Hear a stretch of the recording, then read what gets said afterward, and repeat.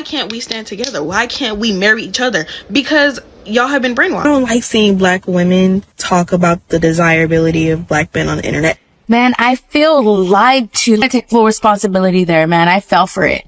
I fell for the boss, I could do everything by myself. Yes, I blame Beyonce, independent woman song. And she's blaming all her problem on feminism. It don't even take money to spoil a man. I know what to do, so why you ain't doing it?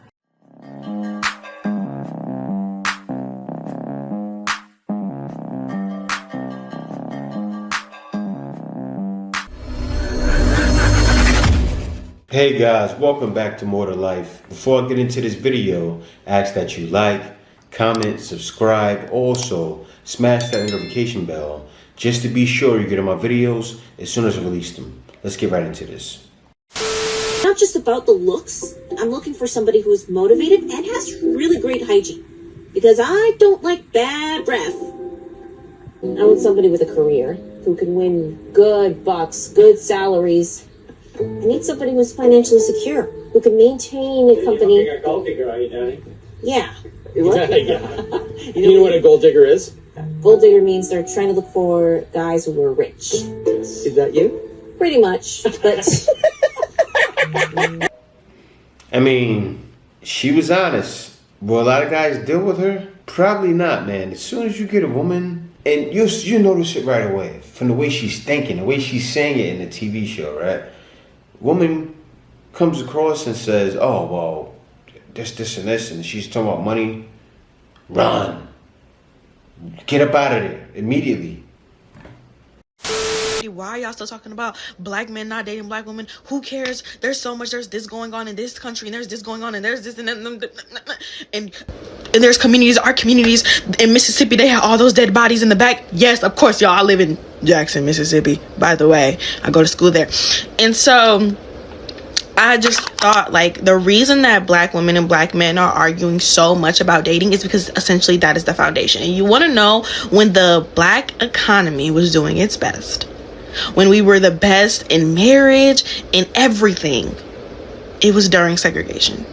It was when we were going through the most in the country that we stood together the most. We were able to accomplish things because essentially during that time we had bus boycotts, and we had essentially during that time we made the most progress as a community.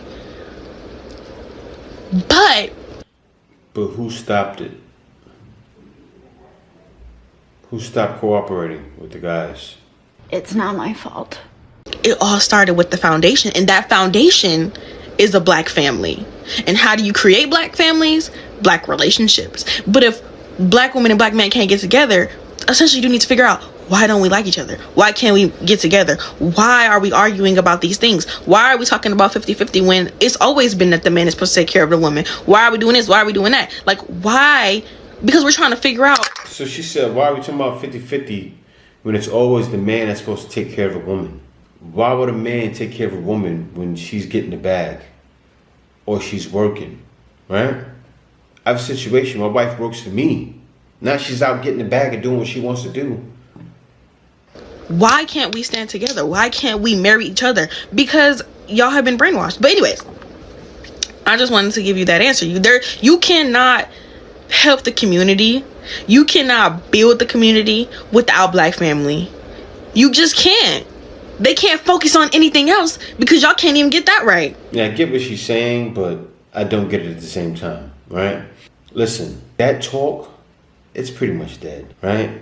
And also, the way things are in the world, and how it's supposed to be, and this is direction from God, we're supposed to spread out and create and be fruitful and multiply.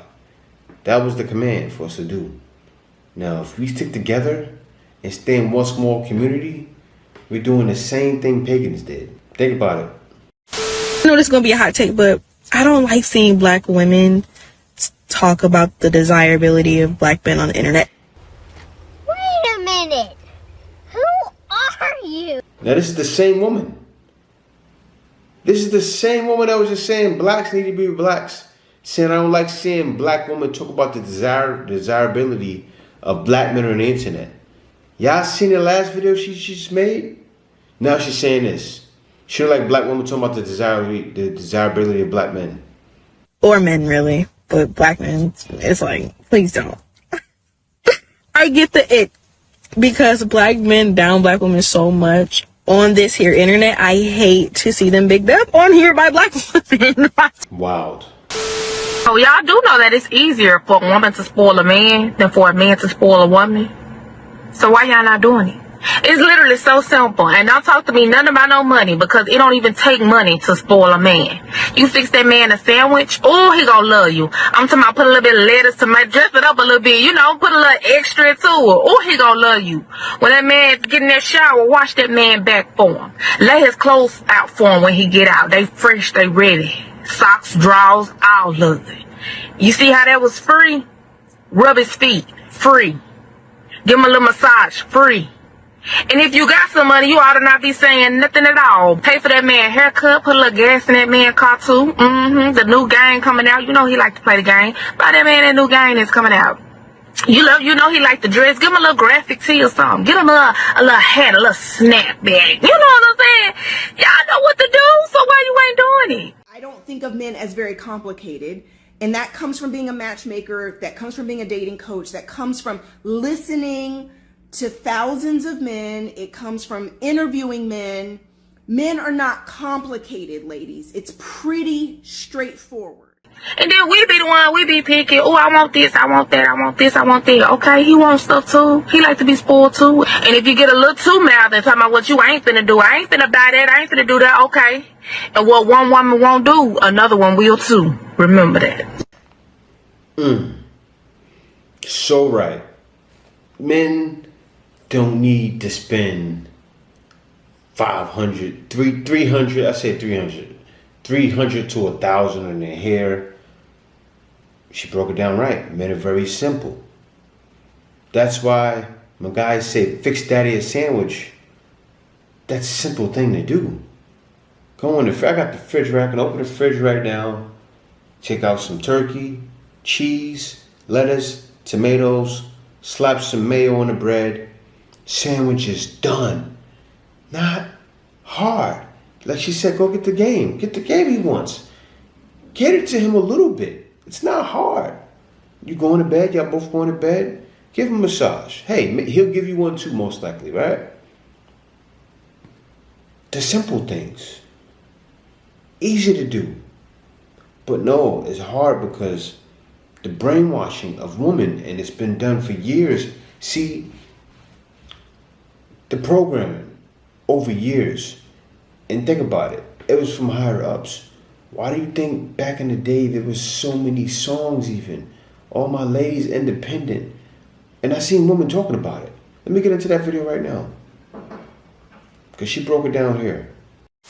A lot of women have started to wake up, and they are realizing that what third wave feminism fed them and promised them isn't all it's cracked up to be. I mean, I cannot tell you how many videos come across my TikTok page, my X feed, all of it, that are just like this. Man, I feel lied to by the culture. But I'm going to take full responsibility there, man. I fell for it. I fell for the boss, I could do everything by myself, that hyper independent. And I'm 31 now, and I still don't have kids. I still don't have a family. And so many women around her age are reevaluating their lives, reevaluating what the hell they were focused on for the last 10 or 15 years, and are realizing that they probably want to change everything. And to me, it's heartbreaking because these women, they really were lied to. The feminist marketing machine of the last 30 years was insane. And not leaning into it, that's a Sheryl Sandberg joke, I am a woman, was considered the weird and non-traditional path. If you didn't do that, you were considered the black sheep. In the comments of that video, one person said the 30s will do that. It's like a switch gets flipped. Family over everything. But the sad thing is, that used to just be the norm. From the beginning, from your childhood, family was everything. That is where you put your priorities. Now it's like you have to mature and age into realizing that that is what is most important, which is very sad. Another person said, this is how we will heal our society. Glad to see more women waking up. Another girl said, I'm glad I'm realizing this at 26. I think she's meaning to say I still have a lot of time. Hopefully God puts that good man in my path. Another woman said, yes, I blame Beyonce, independent woman song, the programming started in high school. I mean, that could be just a whole other episode and going through all the cultural icons and the entertainment that furthered this idea that women do not need anything or anyone except their career and themselves to be happy. Now, around the same time that I saw that TikTok back in December, I was sent this story. 38-year-old woman decides that she wants a baby and claims that she has been betrayed by feminism. And on Twitter, this got 8.8 million views and the comments were lit up. So this article is about a woman who did a video for Fox. That's what the screen grabs are from. And she got very vulnerable about her life and her choices and all of it. But she was brought on to Fox because of an open letter that she wrote for Business Insider earlier in the fall. And I cannot believe I did not see this until last month because it is so good. And her open letter is entitled, "I'm 38 and single, and I recently realized that I want a child. I am terrified that I've missed my opportunity. I told my friends and family that I'd never get married again. I needed independence, a fulfilling career, and space to chart my own course. And I didn't think marriage fit into that vision. I was content to look towards a future without a husband, children, or the trappings of a traditional life. But then, after a bad breakup and her 38th birthday, she said that she began to feel an incredible urgency to find the relationship and stability to see me through the second half of my life. To my amazement, I began seriously thinking about marriage and children. I hardly recognize myself. I mean, society has told women that nothing matters except themselves, that they don't need anyone else, that they shouldn't want anyone else. In fact, wanting a partner, specifically a male partner, is just indoctrination from the patriarchy. And so you need to completely reject that. Our society needs good women. We need good mothers. We need good families. And we certainly need more children. And I love that she discovered this, even if it's later on. Yes, and you know it's wild, right? You see, she spoke about that article where the woman was 38 and finally realized that she was lied to. Feminism lied to her, and she felt the wreck because she was 38. And it's usually hard to have a kid at that age. So she talked about it. I said, let me go find it. So I went and got that article. I went and got her talking about it. And this is what this woman said. This is what this woman made her TikTok and said. This is cringe. And this lady here called this woman cringe. This feminist called this woman cringe. Babyless cringe. It's a cringe that she can't have it. She called it a cringe that she's complaining about it. Listen to this. This has got to be one of the dumbest things I've heard today. This woman spent her life dreaming about some fantasy future that she resentfully never did anything about.